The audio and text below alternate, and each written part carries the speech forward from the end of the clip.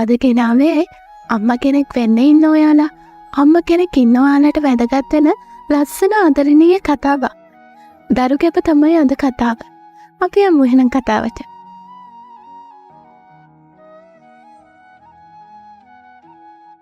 දුවේ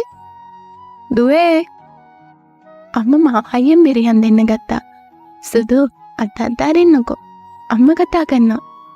සිතිච මහත් අදින් මාව තුරුල් කරන් ඒ වෙනකොට හිටියේ. පිස්සා.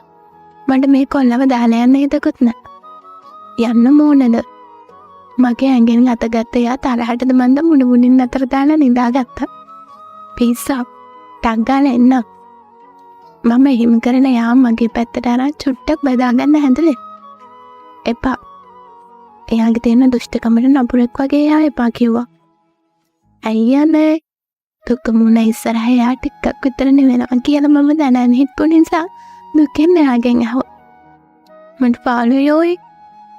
මම දන්නවා මැට්ටෝ. මටත් පාළුවේ තමයි. එයා එහෙම කියනකොට මම හිතේ හිතුවා. අනේ මැනික ටක් ගාලා එන්න. අම්මා කතා කරනෝනේ. හරි නෑනේ. එයාට ඕනේ නෑ මම එයා ළඟින් හැල්ලෙනවම දකින්න. ඒ තරම් මේ පිස්සම ළඟින් ඉන්නවට පුදුමාකාර ආසයි. යන්න ඕනේ දිති. ආපෞසරයක් එහෙම වුවහම මට දුකත් හිතුණා. ආයෙත් එයා මගේ නැහ පැත්තට හැරිලා අත් දෙකත් බැඳන අහක බලන් යවුවා. පිටපැත්තෙන් අත දාපු මම හැමින් එයාගේ කම්බලට හාදුවක් දීලා ඇඳෙන් පැන්න අම්ම ළඟට දුවන්න යන්න. ඉක්මනට එන්න හරිද? සිතේජ මන් දිහා බලලා අහිංසක විදියට කිව්වා. සත්තයි ඒ වෙලාවේ නම් එයා ගැන මට පුදුම ආදරයක් පපුවටම දැනුණා. ඉක්මනට එන්නම් රත්තරන්. එහෙම ගෙන ලයිට් එකත් ඕෆ් කරාම පහළට දිව්වා. නින්ද ගියාදලු? අම්මා එහෙම ඇහුවේ සෑහෙන වෙලාවක් තිස්සේ මට කතා කරපු තරහටත් එක්ක වෙන්නද? ටිකක්. මම අහිංසක හිනාවක් දාලා එහෙම කිව්වා. අනේ මම හිතුවේ නැගිටලා ඇති කියලා. අම්මා අපහු මන්දියාවට හැරිලා එන්න කිව්වට සමා වෙන දන්නේ නැතුව කිව්වා වගේ බැල්මක් දාලා කිව්වා. ඒත් එක්කම දැන් අම්මගේ කනට කරලා මට මොකක්ද කිව්වා. දෝ මහන්සියට යන්න. අපි මේ ටික කරන්න. ඊළඟට අම්මා මන්දියාට හැරිලා කිව්වා මට නයනගෙන ආවේ ශනික ආදරයක්. අනේ මගේ රත්තරන් නෑනෝ. එහෙම කියාගෙන යන කිස් එකකුත් දීලා සිතිච ළඟට යන්න යනකොටම ආපහු නෑන අම්මගේ කනට කරලා දෙයක් කිව්වා. එක්ක මහන්සි නැත්තම් මේ බෝංචි ටික සුද්ධ කරන්නකෝ. ඒ පාරනම් නෑනගෙන ආවේ මට තරහ. පුතම ඉරිසියාවක් මේක ගෙනා. මට එහෙමත් හිතුණා. හෙට දාන්නේ නේද? ඔය අතනොත් පුංචි දේවල් වෙනව නම් හොඳයි. අම්මා එහෙම කියලා බෝංචි උරයක්ම මන් දිහාවට දික් කරා. මම ඉක්මනට ඒ ටික කඩලා දුවලා ගියේ සිතිච ළඟට. බබා මම යා ළඟ නිදාගෙන ඇහුවා. ඇයි? තරහෙන් තාමත් එයා. ඒක මට දැනුණා. මොකද අනේ තරහෙන් මොනවද මෙච්චර වෙලා කළේ? අම්මා වැඩකට අල්ලගත්තනේ. අම්මටත් පිස්සුනේ. අනේ ඉතින් අම්මට බනින්න එපා. මෙච්චර වැඩකාරයෝ ඉන්නකොට ඔයාගෙනුත් වැඩ ගන්නවනේ. මම ආසම සිතිචට තරහා ගියාම පුදුම නපුරුකමක් මේ නපුරු රවුලගේ තියෙන්නේ. නපුර. මට මේ කොල්ලව අල්ලලා මිරිකන්න හිතෙනවා. තරහා ගියාම මේක හරි ෂොයි. තරහද ඉතින්? ඔව් තරහයි තමයි. යාළු වෙන්න මොනවද ඕන මගේ මහත්තයාට? මොනවත් එපා. අපෝ පිච්ච නපුරද? ඔව් ඇයි? නපුර දුෂ්ටිය. මොකද? මම ගණන් ගන්න නෑනේ. දුකයි මුණ්ඩ. මෙන්න මෙහෙනවා මොඩියා. පහුවදා එළි වෙනකොටත් රෑ පපුවට මොළුව තියාගත්ත මම හෙල්ලෙන්නවත් නැතුව යාව තුරුල් කරන් නිදාගෙන ඉඳලා දුවේ එන්නකො දරුවෝ. ඒ ඇස්සේ අම්මා පහළ බෙරියන් දෙනවා. සිතිචගේ අම්මා තමයි. ඒත් මට නම් එහෙම වෙනසක් දැනුනේම නැති තරම්. අම්මා සද්දේ ගහලා ඇහිලා ඇඳෙන් බහැලා යනකොටත් සිතිච නම් හුන්ටටම නිදි. ඇහැරවන්න ලෝභ කමටම මම යාට නොදෙන ඉන්න කොටයක් තියලා හිමින් නැගිටලා පහළට ගියා. දුවේ එන්නකෝ. තරහ නැතුව මේ ටික ලෑස්ති කරන්න. අම්මා පහළට ආපු ගමන් එයාට තිබුණු වාචනයක් මගේ අතට දීලා කිව්වා. එදා අපේ ගෙදර දානය.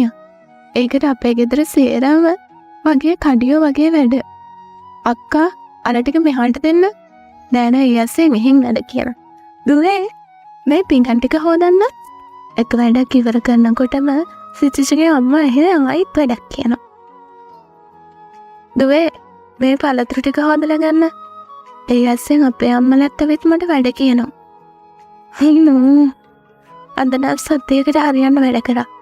මම මට්ටම කියාගත්තා. හැබැයි තානු නම් පුදුමාකාර පෙම්පාටයි. හැමදේම කිසි අඩුවක් නැතුව තිබුණා. තේරම ලෑස්තිද? දුවේ ගිහින් වොෂ් එකක් දාගෙන එන්න. අම්මා දුන්න ඉදාන එක මම උඩට තුවලා ගියා. මොකද අනේ තාම ඔයා ලෑස්ති නැද්ද? මම එනකොටන් සිතිජ ඇඳ උඩ තාම තමල්ලෙක් පිටින්. ලෑස්ති වෙමු. එයා එහෙම කියන් මාවත් එයාට ඇඳලා ගත්තා. ඔය ඉතින් පරක්කු වෙනව මොඩේ. මම බොරුවට එයාගෙන් ගැලවෙන්න වගේ රඟපෑවා. විනාඩියයි. එයා හිමින් මඩ බර වෙනකොට මම සනීපෙට ටික වෙලාවක් ඇස් දෙක පියාගත්තා. ටික වෙලාවකට පස්සේ අපි දෙන්නම හිමින් පහලට බැස්සා. දුව මේ ඇඳුමට හරිම ලස්සනයි. දැකින හැමෝම මාව අතගාලා කියන්න ගත්තා. එදා මම ඇඳා හිටියේ සිතිජ ඇඳා හිටපු ඇඳුමක්. ඒක හැමෝම ලස්සනයි කිව්වා. ඒ කියන වෙලාවට මම ඇස් කොනේ සිතිජ දිහා බැලුවා. එයා තුළුවස්සකට හේතු වෙලා අතින් නියමයි කියලා මට සන් කරා. මම හිමින් එයාට ඔලුව වනලා එන්න කිව්වත් එයා බෑ කියලා එතනින් එහාට ගියා. ඒත් එක්කම දානෙට තාම වෙලා තියෙන නිසා ඈ සේරම එකතු වෙලා මාව වට කරන් කතා කරනකොට මට සිතිජවත් ටික වෙලාවකට මිස් වුණා. හොඳයි උපාසකම්මේ. දැන් අපි එළඹෙන පින් අනුමෝදන් කරමු. හාමුදුරුවෝ එහෙම කිව්වහම අපි සේරම වැඳගත්තා. සිතිජත් මගේ ළඟටම වෙලා හැල්ලෙනවත් නැතුව හිටියා. ඒ ටික වෙලාවකට පස්සේ මට තේරුණා මල් ළඟ හිටපු සිතිජ නෑ කියලා. සිතිජ කොහොයා? පිස්සෙන් වගේ මම එයාව හොයන්න පටන් ගත්තා. දුවේ කෑ ගහන්න එපා හාමුදුරුවෝ ඉන්නවා. අම්මා ඔයා සිතිජ එක්කද? දුවේ ඔව් අම්මේ මාත් එක්ක පාරට ඇවිත් එයා මගේ ළඟ ඉඳන් හිටියා. දුවේ අම්මේ කොහොයා? මට කියන්න කොහොයා? දුවේ අනේ දුවේ මගේ පුතා. සිතිජගේ අම්මා මොනවද කියන්න හැදුවා විතරයි මට මතක. ඒ මම සිහිය නැතුව ගියා වෙන්නේ නැති මට. දරුවෝ නැගිටින්න. මට සිතිජගේ කඩාවැටත් එක්කම සිහිය එනකොට හොස්පිටල් එකේ ඇඳක් උඩ හිටියේ. අම්මේ දුවට මොකද වුනේ? මට සිහිය එනකොට දොස්තර කෙනෙක් අම්මා එක්ක කතාව. අද යාගේ මහත්තයා මගේ පුතාගේ 3 මාස දානේ. මේ දුව එකපාරටම පුතාගේ නම කියලා කෑ ගහලා සිහි නැති වුණා. අම්මා දොස්තරට එහෙම කියනවා මට යන්තම් ඇහුණා. ඇයි ඒ දෙන්නට මොකද වුනේ? දොස්තර ආයෙත් ඇහුවා. මේ දෙන්න දවසක් කාර් එකේ යනකොට ඇක්සිඩන්ට් වුණා. ඒකෙන් මගේ පුතා අම්මා සාරිපොටෙන් එයාගේ වැටෙන කඳුළු පිහදා ගන්නවා දැක්කත් මට ඒ වෙලාවේ මතක් වුණේ එකම දෙයයි. මගේ සිතිජ බැරුනේ නැහැ. ඒ මාත් එක්ක හිටියා. මොන විකාරයක්ද මේ? මම තරහෙන් මඩම කියාගත්. අනික මොකක්ද මේ කියන කතාව? සිතිජගේ දානේ? මුන්ට පිස්සුද? මට ඒ වෙලාවේ හිතුනේ එහෙමයි. කොහොමගේ සිතිජ? මම කෑ ගහලා අම්මලාගෙන් ඇහුවා. පණ පිටේ ඉන්නේ ආව මලාගෙන තොපි පවකාරේ. අතනින් නැවතුනේ නැති මම තවත් කෑ ගහලා කිව්වා. නර්ස් දොස්තරනම් කලබල වෙන එකපාරටම ඈතේ හිටපු නර්ස්ට කතා කරා. සේරම මෙතනට දුවන්න ආවත් ඊට වඩා හයියෙන් මම එයාට සටන් කරා. ඒ ටික වෙලාවක් පොර බැදලා මගේ අත් දෙකෙන් අල්ලගෙන මෙන්න කරගත්තා. එතන හිටපු අයගේ පිටිට ලකුරු පැනුම් තිබුණ නර්ස් කෙනෙක් මගේ අතට ඉන්ජෙක්ෂන් එකක් ගහුවා. ඒත් එක්කම ටික වෙලාවකින් මට පොඩි මන්ත්‍රයක් දැනුණා. ටික මගේ ඇස් පිය වෙනකොට මගේ ඇස් ඉස්සරහට ගත්තේ සිතිජ. එයා ටික වෙලාවක් ආදරෙන් මන් දිහා බලන් ඉඳලා මගේ ඔළුව අත ගන්න මට කතා කළා. බබා ආන්නකෝ ඔයාලා මට දුන්න පිනෙන් මම ඔයාගේ බඩෙන් පොතක් කරලා තානා සායකී මෙන්න. එතනන් කලබල නොකර ඉන්න මගේ රත්ත. ඒත් එක්කම මට සිහිය සුබ වැටුණා. අම්මා කෙනෙක් වෙන්න යනවා. ටික වෙලාවකට පස්සේ මගෙන් ගත්ත යුරින් ටෙස්ට් එකේ රිසල්ට් එකත් අරන් ආවෙත් නර්ස් මට ඒ වෙලාවේ සතුටුදායක ආරංචිය කිව්වා. ආදරණීය ඉල්ලීම channel එක subscribe කරගෙන යන්න. ස්තුතියි ඔයාලට.